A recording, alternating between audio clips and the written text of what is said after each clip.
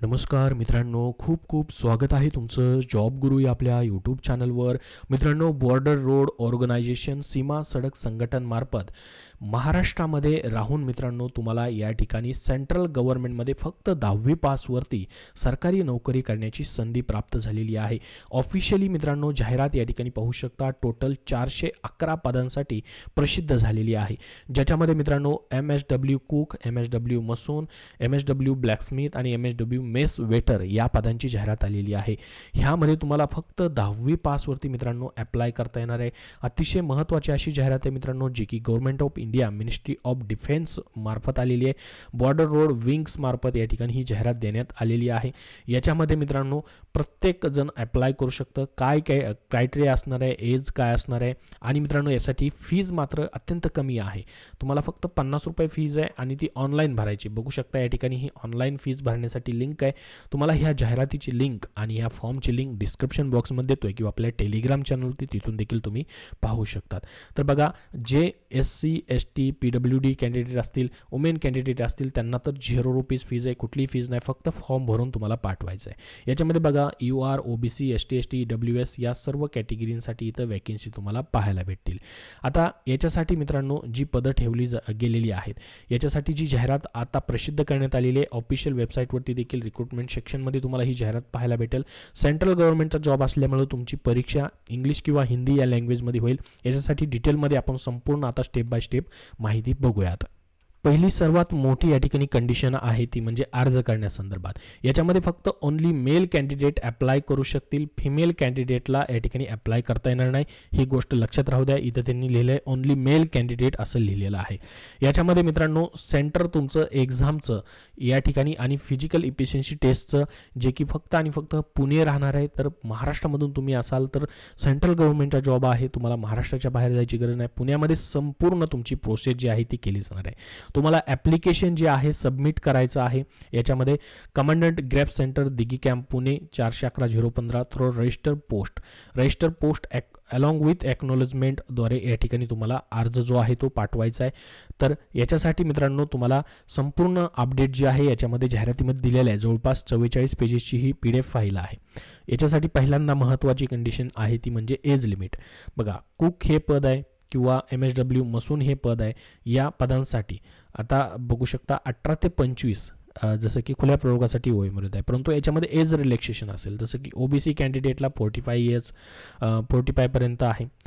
General candidate त्याचबरोबर SC ST candidate या सर्वांसाठी एजमध्ये सूट असते. जसं की OBCसाठी 3 वर्ष, SC साठी 5 वर्ष, SC ST साठी अशा पद्धतीने तुम्हाला एज रिलॅक्सेशन या ठिकाणी पाहायला भेटेल. प्रत्येक पदासाठी वेगवेगळं एज क्रायटेरिया बघू शकता. याच्यामध्ये 18 ते 25 जवळपास प्रत्येक पदासाठी प्रत्येकासाठी एज रिलॅक्सेशन इथं तुम्हाला त्यांनी दिलेलं देखील आहे. आता पहा, याच्यासाठी ॲप्लिकेशन कधीपर्यंत करायचे तुम्हाला 45 days from date of publication advertisement in employment news. तर एक साधारणपणे तुम्हाला फेब्रुवारी महिन्यापर्यंत अर्ज या ठिकाणी पाठवता येतील. 45 दिवसापर्यंत त्यांनी सांगितलेलं आहे अर्ज पाठवण्याची डेट आहे जाहिरात प्रसिद्ध झाल्यापासून. आता पहा, याचं एज्युकेशन क्वालिफिकेशन काय असेल. त्याच्या अगोदर पहा त्यांनी फीजबद्दल देखील माहिती दिलेली आहे. जनरल कॅन्डिडेट आहेत, EWS कॅन्डिडेट जे आहे त्यांना 50 रुपये फीज आहे. OBC कॅन्डिडेटला देखील 50 रुपये फीज आहे. SC ST candidate PWD candidate यांना कुठलीही फीज आकारलेली नाही. ॲप्लिकेशन फक्त इंग्लिश आणि हिंदी या दोन्हीपैकी एका लँग्वेजमध्येच तुम्हाला फिल करायचं आहे, हेही लक्षात राहू द्या.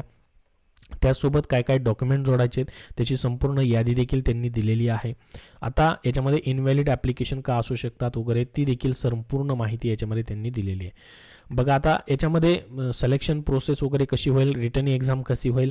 तर ही जी एक्झाम होणार आहे तुमची, question paper will be answered blue black ball point pen only, no work pencil allowed. म्हणजे तुमची ऑफलाईन पद्धतीने परीक्षा होईल, ज्याच्यामध्ये इंग्लिश किंवा हिंदी लँग्वेज तुमची या ठिकाणी परीक्षेची असेल. 1 तासाचा वेळ तुम्हाला या ठिकाणी असणार आहे परीक्षेसाठी.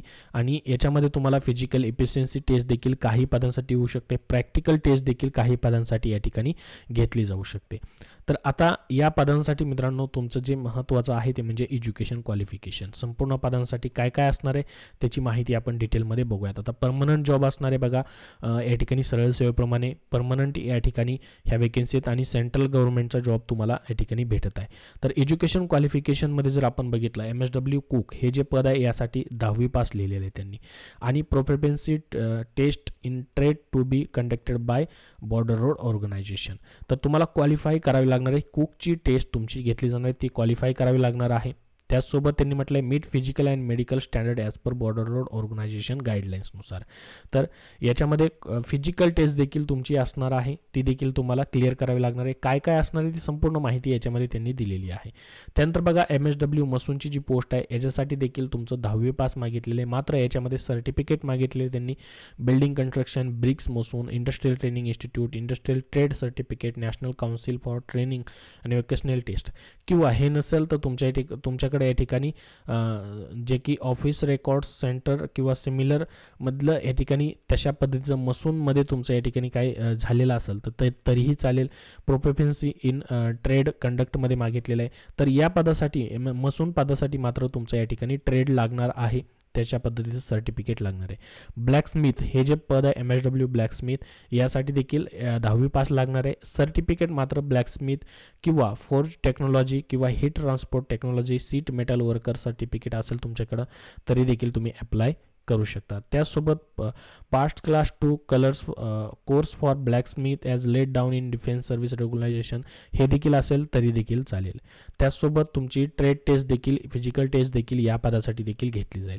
त्यानंतर बघा मेस वेटरची जी पोस्ट आहे यासाठी 10वी पास लागेल आणि जी टेस्ट घेतली जाईल ट्रेड टेस्ट ती तुम्ही क्वालिफाय करणं गरजेचं आहे. आणि या ठिकाणी फिजिकल टेस्ट देखील या पदासाठी होईल, ती देखील क्वालिफाय करणं गरजेचं आहे. यासाठी कुठलंही एक्स्ट्रा सर्टिफिकेट लागत नाही, फक्त 10वी पासवरती तुम्ही अप्लाय करू शकतात.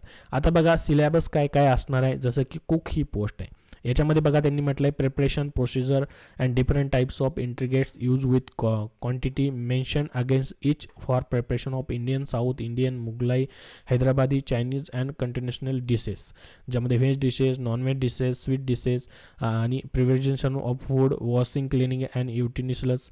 आणि या ठिकाणी जनरल नॉलेज फक्त तुम्हाला विचारलं जाईल. बाकी हा सिलेबस जो आहे कुक संदर्भातला सर्व सिलेबस असणार आहे. तसंच बघा आता दुसरी पोस्ट जसे की मेस वेटर ही देखील 10वी पासवरती.